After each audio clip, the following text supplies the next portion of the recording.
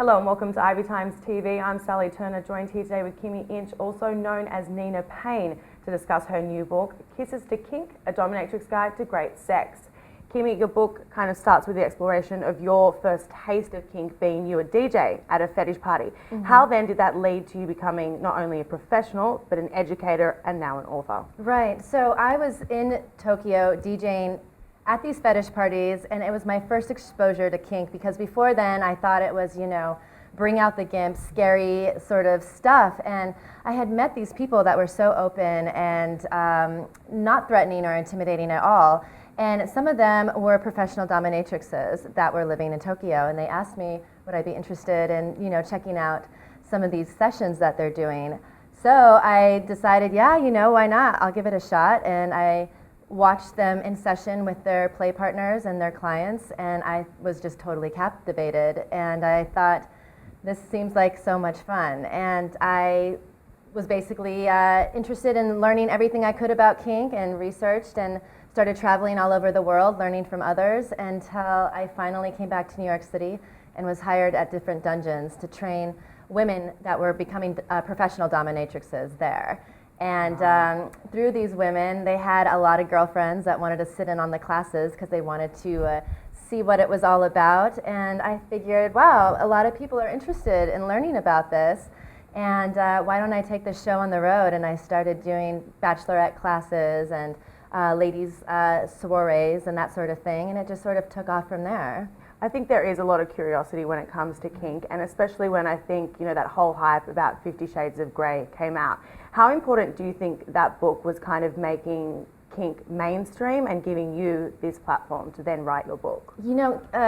That book was very important for a lot of people, because I think a lot of people have been curious about it for a very long time. I mean, Madonna was such a trendsetter when it came to exposing fetish and kink. But when 50 Shades of Grey came out, it made it okay for women to explore that sort of fantasy.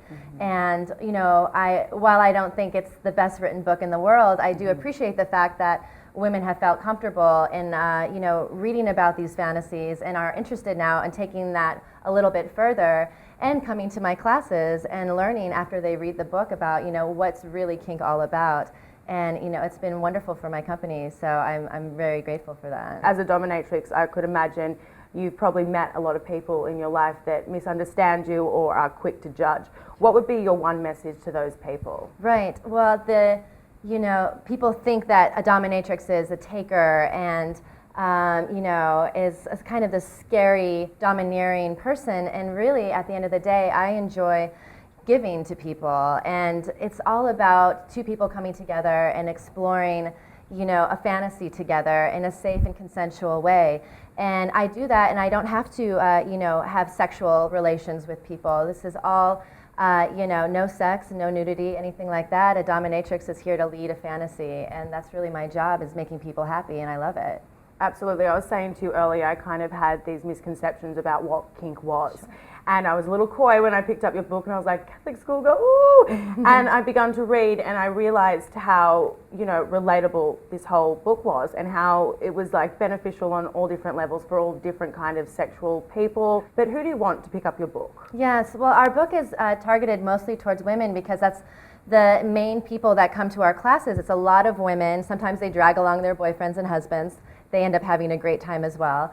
But a lot of women are very open to exploring their sexualities, whether they're interested in exploring their dominant side or their submissive side, or they're just curious on trying something different.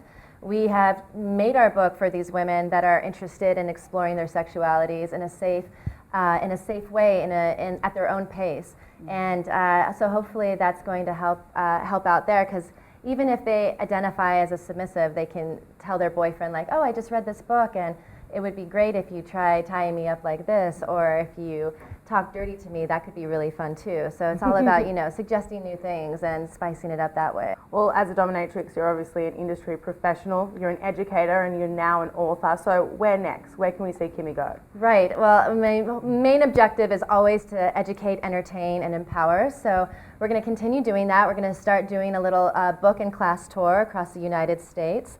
And we're going to be traveling to major cities and doing our classes there. And you know, we're just all about bringing kink out of the dungeon and into the spotlight, and that's what we're going to continue trying to do, is moving onward and upward. Oh my gosh, bringing kink out of the dungeon and into the spotlight. Well, I can't wait to see it. Thanks for joining us, Kimi. Thank you so much.